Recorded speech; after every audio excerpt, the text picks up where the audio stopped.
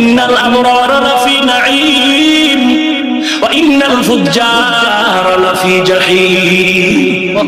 নেক আমলওয়ালার জন্য জান্নাত, গুনাহগারের জন্য জাহান্নাম। দিনের বেলা সূর্য ছিল, রাতের বেলা সূর্য নাই।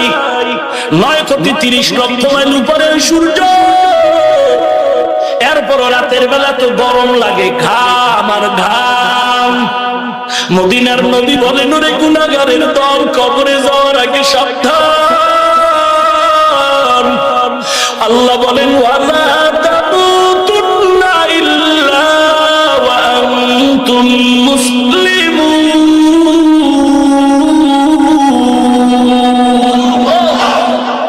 মুসলমান না হয়ে কবরে আসবি না। ওই হাসরের ময়দান বড় কঠিন। সূর্য যেই 9,30 মাইল দূর, ওই সূর্য মাথার উপরে নেমে আসবে। এখন একটা মুখ জমিনে দাও, ওই দিন 12টা মুখ জমিনের দিকে দিয়ে আল্লাহ বলবে, এর সূর্য তোর সব তাপমাত্রা ছেড়ে দাও। সূর্যের তাপে জমিনটা তামা হয়ে যাবে। গুনাহগারের মাথার মগজগুলো ভাতের মারের মতো টকবক করে ফুটবে। বেঈমান নাফরমানের চিৎকারের আওয়াজ, আল্লাহ তাআলা রাগান্বিত মেজাজ নিয়ে কুদরতের আওয়াজ দিবেন, আমতাজুল ইয়াউমা আইয়ুহাল মুজরিমুন। ও গুনাহগারের দল, নেককারদের থেকে আলাদা হয়ে যাও। আমি আজ নেককারের ডান হাতে আমলনামা দিয়ে জান্নাতে পাঠিয়ে দিব, আর যারা গুনাহগারের দল, ওদেরকে বাম হাতে আমলনামা দিয়ে ওজন দিয়ে জাহান্নামে পাঠিয়ে দিব। এই ভয়ে গুনাহগারের আলাদা হতে চায় না। আল্লাহ তখন নিজ কুদরতি জিম্মায় বাছাই করবে, গুনাহগারগুলো আলাদা করবে। আল্লাহ যখন বাছাই পর্ব শুরু করবেন, গুনাহগারের দল চিটার মতো উড়িয়া জাহান্নামের রাস্তায় পড়ে যাবে। আল্লাহ কুদরতি আওয়াজ দিয়া বলবেন, ওয়াসিকাল লাযিনা কাফারু ইলা জাহান্নামা যুমারা হাত্তা ইযা জাউহা ফুতিহাত আবওয়াবুহা وقال لهم خزنتها ألم يأتكم رسل منكم يتلون عليكم آيات ربكم وينذرونكم لقاء يومكم هذا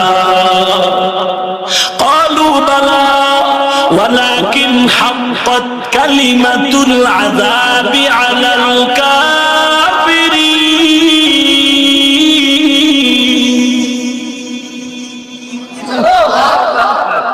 জাহান্নামের আয়াত পারলে কলম দিয়ে মুছে ফেল। আল্লাহ তাআলা বলবেন, বাম হাতে যারা আমলনামা নিবি, গুনাহগার সিরিয়ালে দাঁড়াও। আল্লাহ পাক বলবেন, এ ফেরেশতার দল, বাম হাতে যাদের আমলনামা দিব, সোজা হাতে দেওয়া হবে না।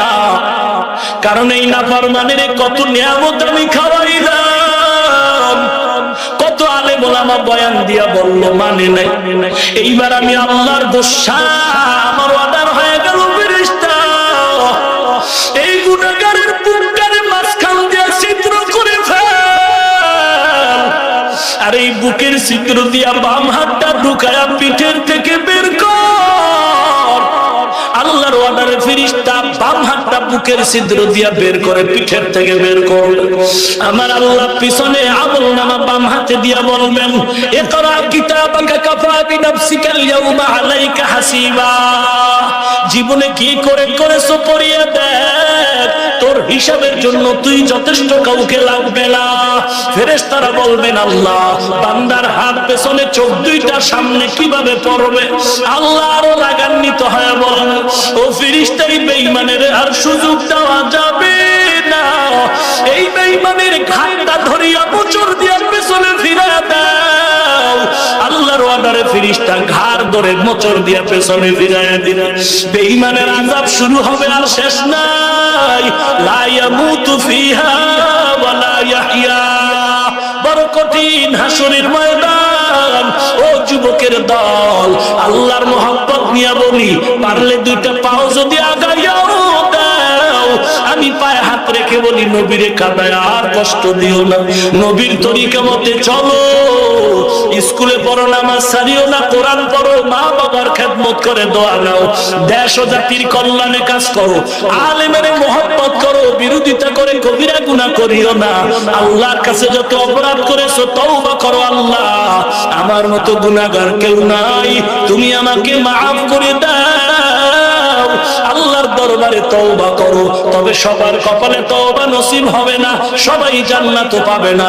আল্লাহ যাকে কবুল করবেন সেই তওবার দরজায় ফিরে আসবে। এরে আল্লাহর গোলাম, নবীর মুহাব্বত যদি থাকে, মুনাফিকি যদি না থাকে, আল্লাহর মুহাব্বতে আল্লাহর মুহাব্বত অন্তরে নিয়া খাঁটি অন্তরে তওবার নিয়ত যদি হয়, খাঁটি তওবার নিয়তে দুটো হাত আমার আল্লাহকে দেখায় দাও। আয় আল্লাহ আমাদের হাত কবুল করে নেন, তওবা কবুল করে নেন, গুনাহমুক্ত জিন্দেগি দান করেন আল্লাহ, তওবার উপরে মজবুত হয়ে চলার মতো তৌফিক দান করেন, আমিন।